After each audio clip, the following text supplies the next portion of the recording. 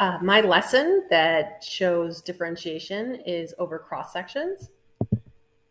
A cross section is when you slice a three-dimensional solid and you describe that two-dimensional shape that's created when you slice it.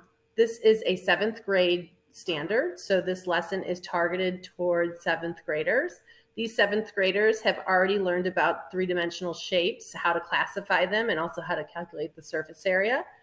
I'm thinking specifically of my 7th grade math class that I had this year. I had one section of 7th grade. In that class, there were no students with IEPs. However, the levels of mathematical understanding varied greatly. So we had some students well above grade level, some students well below grade level. This class in particular had a big challenge when it came to attendance. So we had some students who missed a significant amount of school. So that is in the back of my mind when creating these activities. So the objectives for this lesson are what the objectives are in the Ohio Standards of Learning. So the students will be able to describe a vertical, horizontal, and diagonal cross-section of prisms, pyramids, cylinders, spheres, and cones.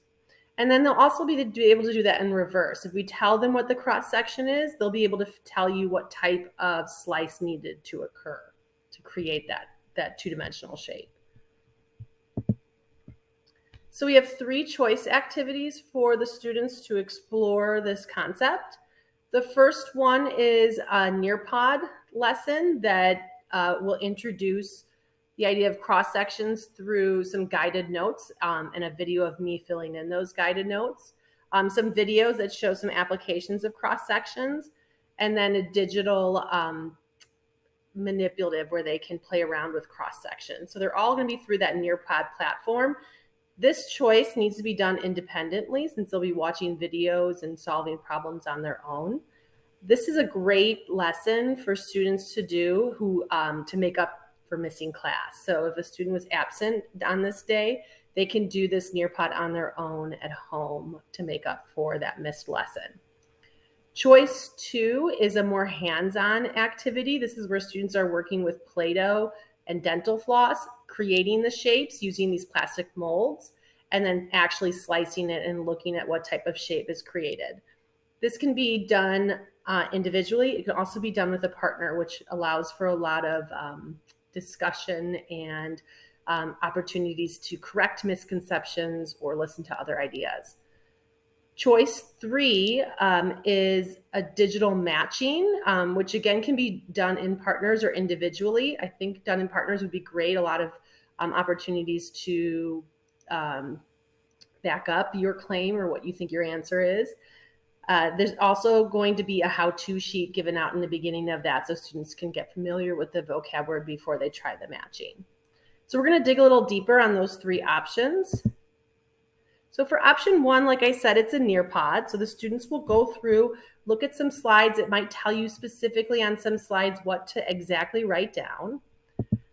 There are some videos that show some real life examples of cross sections. They're done with kind of middle school humor in mind, and the kids usually like these. They think they're funny.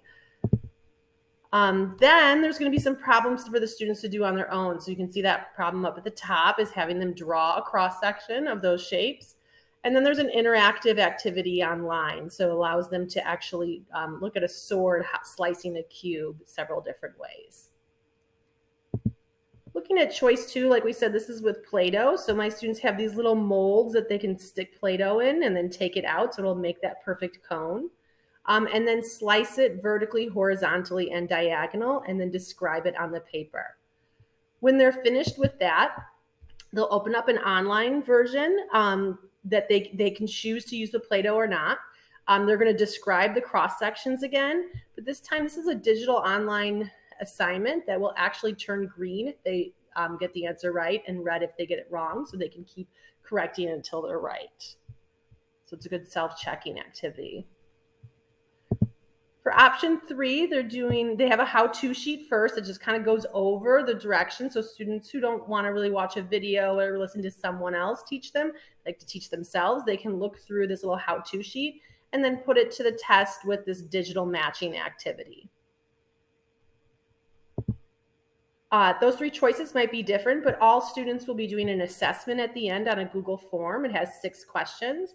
The teacher will get to look over that assessment, decide if there's students who need reteaching, students who need small group assistance, or maybe even students who need an extension activity too. All the resources are linked in this next slide that you can get through the Canva if you want to take a look at those individual activities.